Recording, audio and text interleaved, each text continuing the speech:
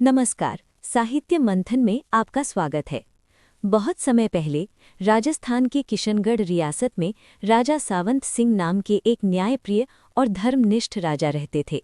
भगवान कृष्ण और उनकी देवी राधा के प्रति उनकी अटूट भक्ति के बावजूद उन्हें अपने जीवन में कुछ कमी सी महसूस होती थी। एक शाम विष्णुप्रिया नाम की एक नई गायिका, जो खुद को रसिक बिहारी कहती थी, राजा के दरबार में आई। जैसे ही उसने गाना शुरू किया, राजा उसकी ओर आकर्षित हो गए। उन्होंने उसकी आंखों में कुछ ऐसा देखा जिसे वे पूरी तरह से समझा नहीं सकते थे, लेकिन वे जानते थे कि वही वो खोया हुआ हिस्सा है जिसकी उन्हें तलाश थी। रसिक बिहारी एक कवित्री और भगवान कृष्ण की परम भक्त थीं, ठीक राजा सावंत की तरह।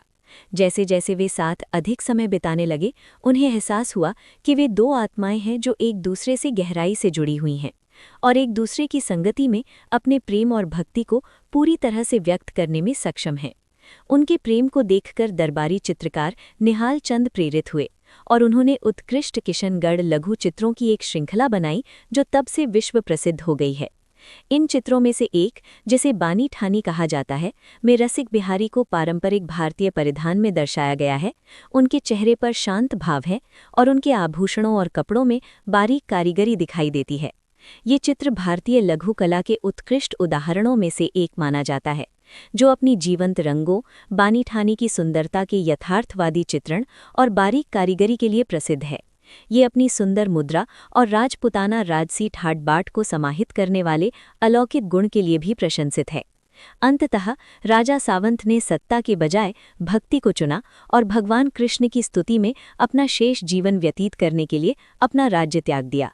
इसी बीच बानी ठानी की सुंदरता और प्रतिभा के चित्रण ने उन्हें भारतीय कला और संस्कृति का प्रतीक बना दिया। उनकी मृत्यु के 2 शताब्दियों के बाद भी भारत सरकार ने बानी ठानी की स्मृति में एक डाक टिकट जारी किया, जिसमें उन्हें राधा के रूप में संबोधित किया गया। अंततः बानी ठानी की ये पेंटिंग न केवल भगवान कृष्ण के 2 भक्तों के बीच प्रेम को दर्शाती है, बल्कि कला की उस शक्ति को भी प्रकट करती है जो भावनाओं को जगाने और सौंदर्य एवं भक्ति के सार को पकड़ने में सक्षम है। बानी ठानी भारतीय कला इतिहास में हमेशा के लिए भारत की मोनालिसा के रूप में अंकित है। यही थी राजस्थान की प्रसिद्ध बानी ठानी प्रेम कहानी। सुनने के लिए धन्यवाद।